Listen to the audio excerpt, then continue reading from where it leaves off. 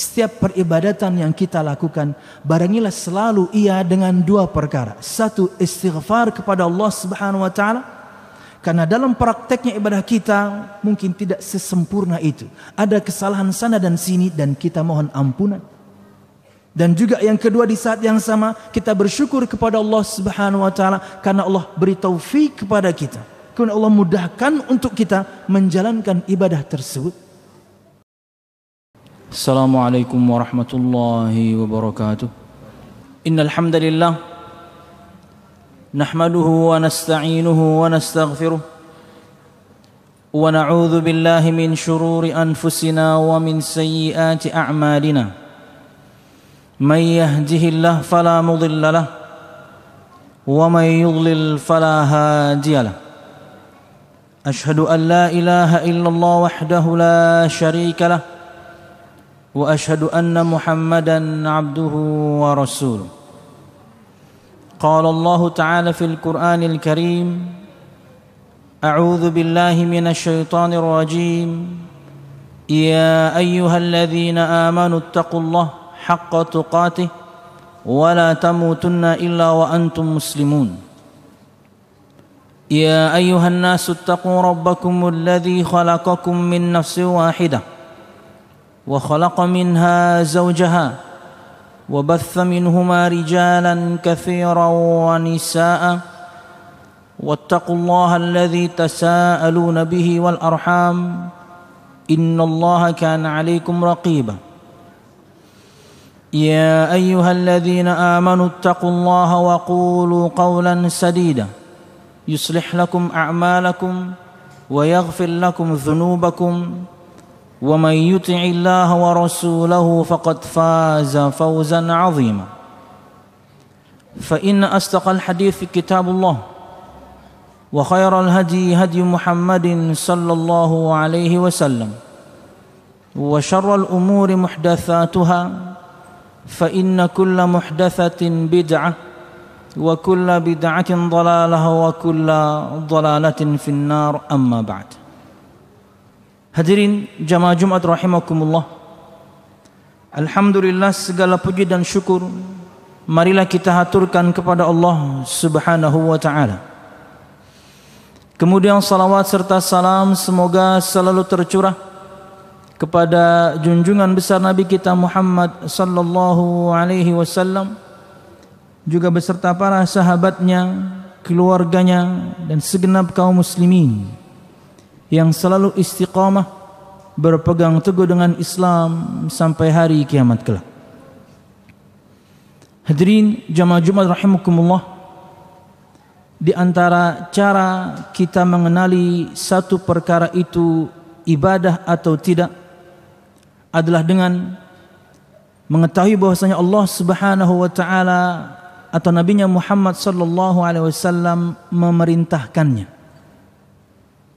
Maka jika dalam firman Allah Subhanahu wa taala atau sabda Nabi Muhammad sallallahu alaihi wasallam disebutkan perintah-perintah tertentu, maka yakinlah perkara tersebut adalah ibadah kepada Allah Subhanahu wa taala. Yang kedua, jika Allah Subhanahu wa taala dalam ayatnya atau Nabi Muhammad sallallahu alaihi wasallam dalam hadisnya menjanjikan pahala tertentu untuk satu perkara, maka jika Anda dapatkan dalam firman Allah Subhanahu wa taala janji-janji dan juga kemudian sabda Nabi Muhammad SAW janji-janji akan pahala tertentu setelah seorang mengamalkan amalan tertentu, maka yakinlah amalan tersebut adalah ibadah kepada Allah Subhanahu wa taala. Maka layaknya semua ibadah, persyaratan agar ibadah kita diterima Allah Subhanahu wa taala adalah ikhlas karena Allah Subhanahu wa taala melakukannya, tidak untuk yang lainnya, dan yang kedua sesuai dengan tuntunan Muhammad Rasulullah sallallahu alaihi wasallam. Dan berkaitan dengan bahasan kita pada kesempatan siang hari ini berkaitan dengan al-istighfar, memohon ampunan kepada Allah Subhanahu wa taala. Allah Subhanahu wa taala menyebutkan dalam ayat-ayatnya dan juga Nabi Muhammad SAW dalam hadis-hadisnya perintah kepada kita semuanya agar kita selalu memohon ampunan kepada Allah Subhanahu wa taala. Maka istighfar ini jamaah, memohon ampunan selalu kepada Allah Subhanahu wa taala adalah peribadatan kepada Allah Subhanahu wa taala. Dalam ayat-ayat haji misalnya, dalam ayat-ayat haji 196 dan selanjutnya dari surah Al-Baqarah, Allah Subhanahu wa taala berfirman, "Tsumma afidhu min haitsu afadhan nas wastaghfirullah." Kemudian bertolaklah kalian sebagaimana segenap umat manusia juga bertolak, dan mohonlah ampunan kepada Allah Subhanahu wa taala. Berkata Syekh Abdul Razzaq, maksud dari bertolak di sini adalah bertolak pergi ke Mina.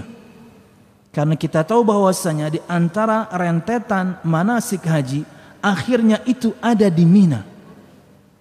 Yaitu tanggal 11, 12 dan 13 Dzulhijjah dengan amalan inti melempar jamarat. Baik itu yang ula, wusta dan juga yang kubra atau aqabah. Masing-masing 7 kerikil. Dan dimulai dari sejak tergelincirnya matahari sampai besok harinya. Inilah akhir dari peribadatan dari rentetan semua manasik haji. Inilah yang dimaksudkan, yakni perintah Allah Subhanahu wa taala, kemudian bertolaklah kalian sebagaimana semua umat manusia juga bertolak, masuknya menuju ke Mina, akhir dari rentetan semua ibadah haji. Kemudian apa kata Allah? Wastaghfirullah, dan mohonlah ampunan kepada Allah Subhanahu wa taala. Perintah memohon ampunan kepada Allah Subhanahu wa taala setelah menjalankan ketaatan. Kalau bertobat kepada Allah Subhanahu wa taala, minta ampun kepada Allah Subhanahu wa taala sebelumnya bermaksiat, standar. Sudah semestinya seperti itu. Kata Nabi Muhammad SAW, wa atbi'is sayyi'atal hasanata tamhuha, dan ikutilah selalu, barangilah selalu perbuatan yang buruk atau dosa dengan kebaikan atau ketaatan, niscaya akan menghapuskannya. Di antaranya taubat dan istighfar, standar. Memang seharusnya seperti itu. Tapi yang sedang kita bahas adalah setelah menjalankan begitu banyak ketaatan, kok kemudian minta ampun. Tanggal 8 mabit di Mina, tanggal 9 wukuf di Arafah, malam tanggal 10 kemudian mabit di Muzdalifah, tanggal 10-nya tawaf balik ke Makkah, kemudian sa'i, kemudian melempar jumrah aqabah, kemudian tahallul, kemudian menyembelih.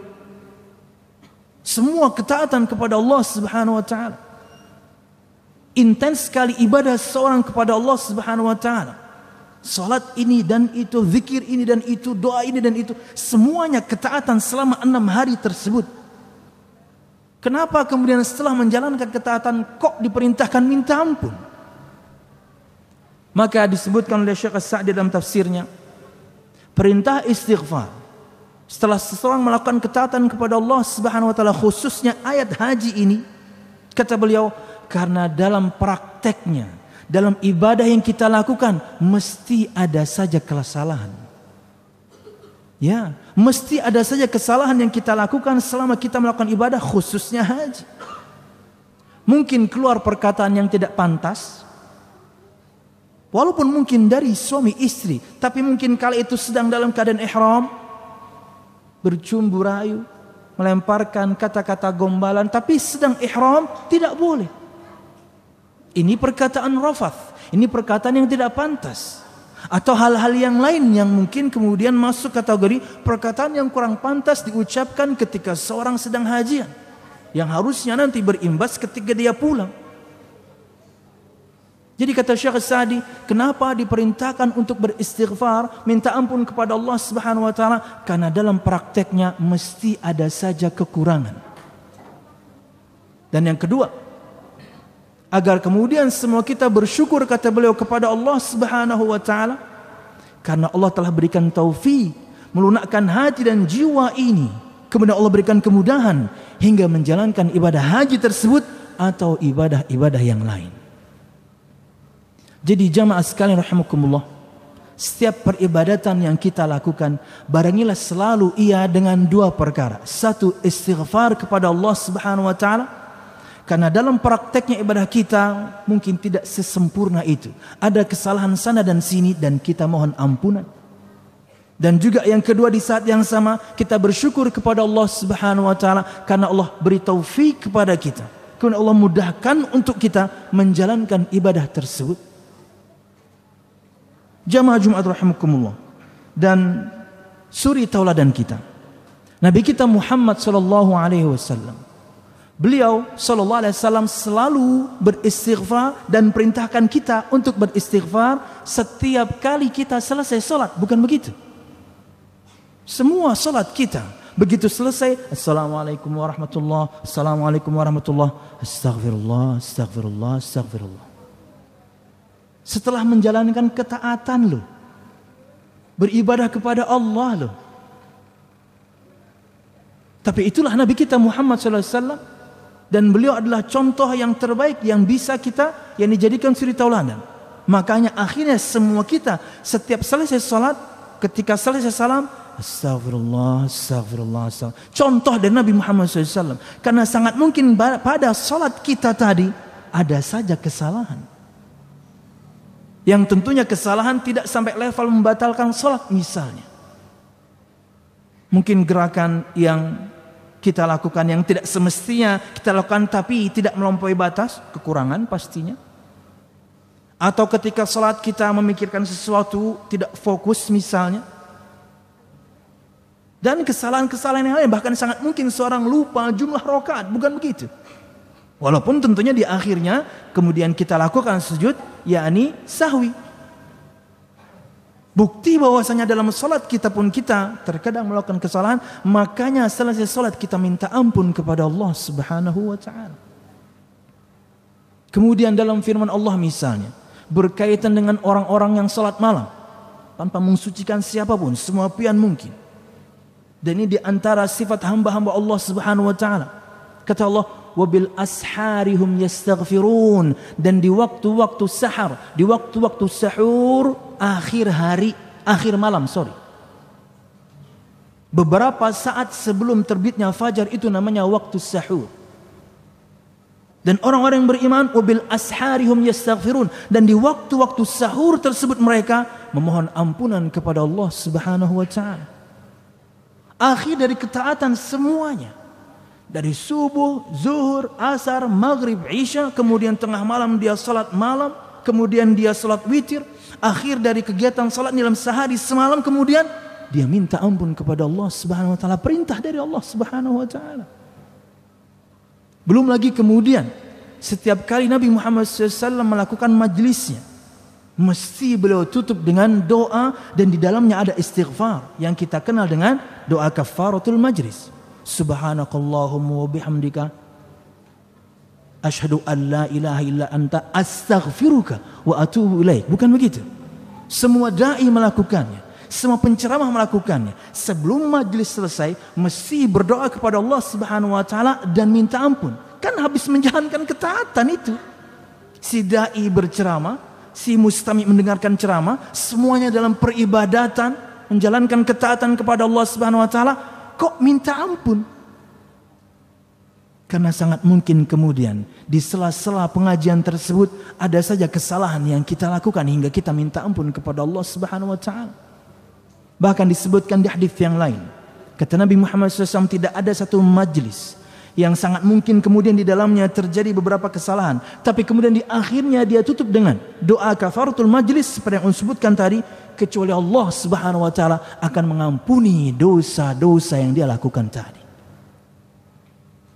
Bahkan jamaah, akhir dari hidup Nabi Muhammad SAW ditutup dengan istighfar. Ya, di beberapa riwayat dari Aisyah radhiyallahu anha, sebelum masuk pada poin tersebut, kata Aisyah radhiyallahu anha, Nabi Muhammad SAW bersabda, "Ma min nabiyyin yamrudu illa khuyyira baina dunya wal akhirah." Tidak ada seorang nabi pun yang sedang sakit kecuali dia akan diberikan pilihan antara perkara dunia dan akhirat. Maksudnya lanjut sakit tapi kamu harus sabar, atau mau mati sekarang.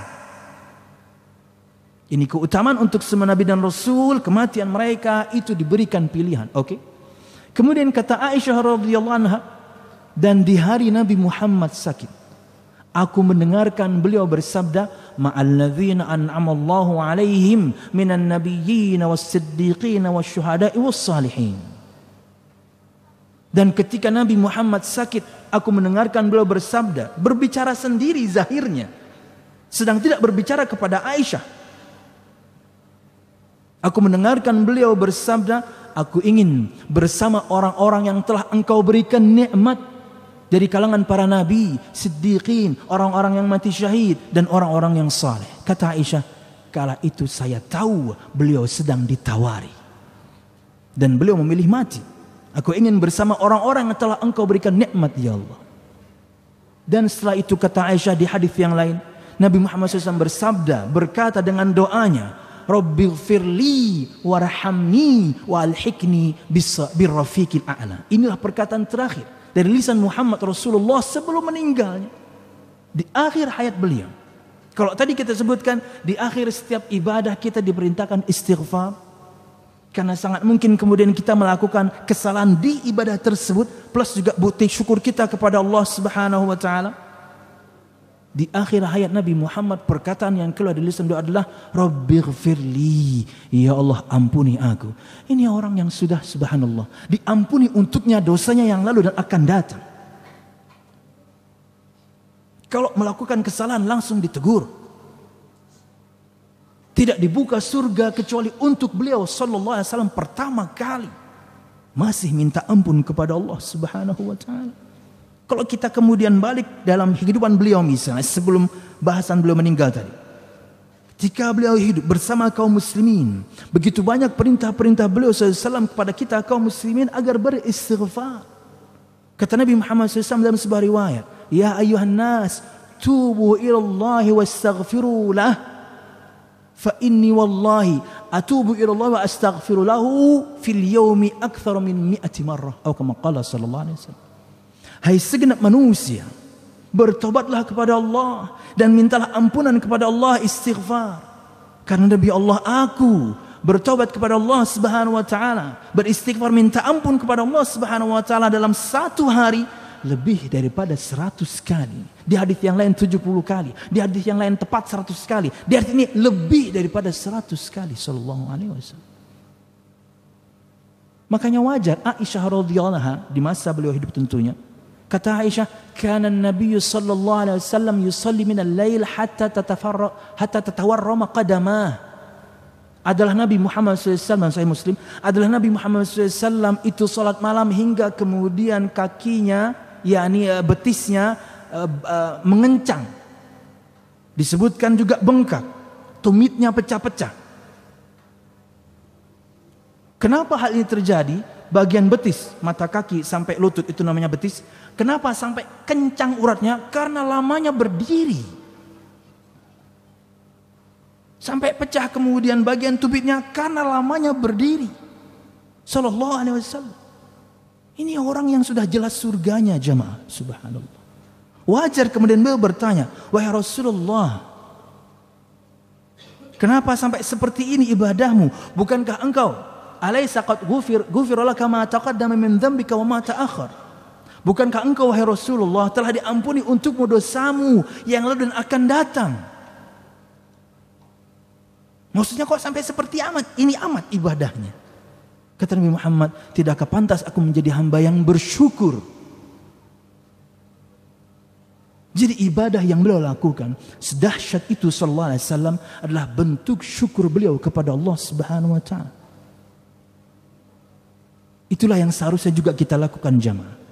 Setiap peribadatan yang kita lakukan, dalam ibadah yang kita lakukan mesti ada saja kekurangan, tidak sesempurna itu, maka kita istighfar.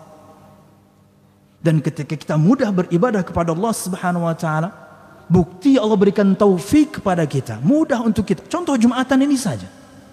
Mudah untuk sebagian kita melangkahkan kakinya ke masjid untuk Jumatan karena dia tahu keutamaan Jumatan, diampuni untuknya dosa-dosa sepekan yang lalu. Membawa sepeda motornya, membawa mobilnya. Anda kira semuanya kemauan Anda pribadi murni 100%? No. Allah lunakkan hati Anda. Allah mudahkan untuk Anda. Allah mudahkan untuk kita semuanya untuk ibadah ini. Ini nikmat. Mudahnya beribadah kepada Allah Subhanahu wa taala itu nikmat dari Allah Subhanahu wa taala. Karena sangat mungkin banyak orang mungkin di luar sana Mereka ingin menjalankan peribadatan seperti yang pian lakukan ini. Muslim dia. Mungkin juga dia juga tahu keutamaan, tapi kenapa berat sekali langkah kakinya? Sepeda motor ada, mobil ada, kewajiban tahu, tapi Allah tidak berikan taufik. Allah tidak lunakkan hatinya dan mudahkan untuknya beribadah. Maka jamaah sekalian rahimakumullah, dari praktek Nabi Muhammad SAW, beliau pribadi melakukannya, beliau pribadi memerintahkannya untuk kita, bahwasanya istighfar setelah ketaatan itu kita lakukan karena sangat mungkin kemudian dalam ketaatan tersebut ada saja kesalahan, dan di saat yang sama kita bersyukur kepada Allah Subhanahu wa taala akan mudahnya kita menjalankan ketaatan ini. Aqul qauli hadza wa astaghfirullah li wa lakum wa lisa'il mu'minin fastaghfiru innahu huwal ghafurur rahim.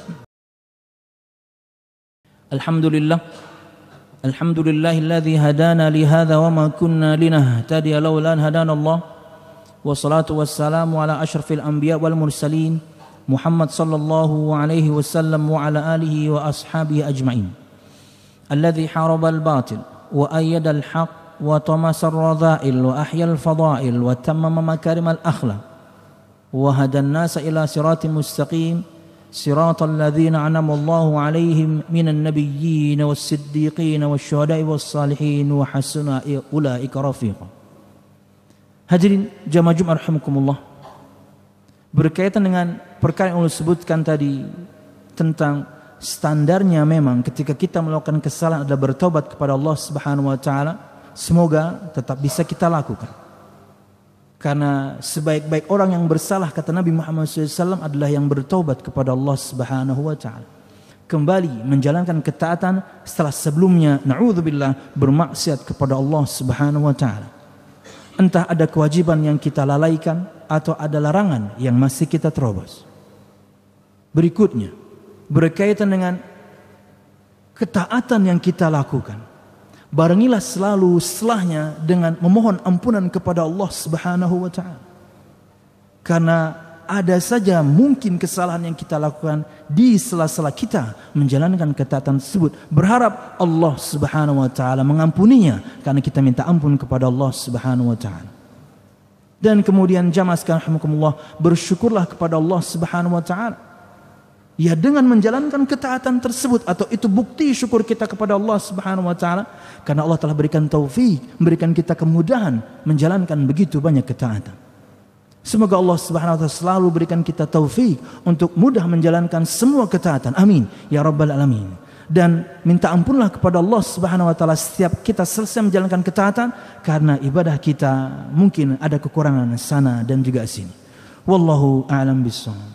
اللهم اقسم لنا من خشيتك ما تحول به بيننا وبين معصيتك ومن طاعتك ما تبلغنا به جنتك ومن اليقين ما تهون به علينا مصائب الدنيا ومتعنا الله بأسماعنا وأبصارنا وقواتنا أبدا ما أحييتنا واجعله الوارث منا واجعل ثأرنا على من ظلم يا أرحم الراحمين ربنا هب لنا من أزواجنا وذرياتنا قرة أعين واجعلنا للمتقين إماما ربنا لا تزغ قلوبنا بعد إذ هديتنا وهب لنا من لدنك رحمة إنك أنت الوهاب اللهم إنا نسألك حسن الخاتمة ونعوذ بك من سوء الخاتمة يا أرحم الراحمين اللهم إنا نسألك الجنة وما قرب إليها من قول أو عمل ونعوذ بك من النار وما قرب إليها من قول أو عمل ربنا آتنا في الدنيا حسنة وفي الآخرة حسنة وقنا عذاب النار سبحان ربك رب العزة عما يصفون وسلام على المرسلين والحمد لله رب العالمين.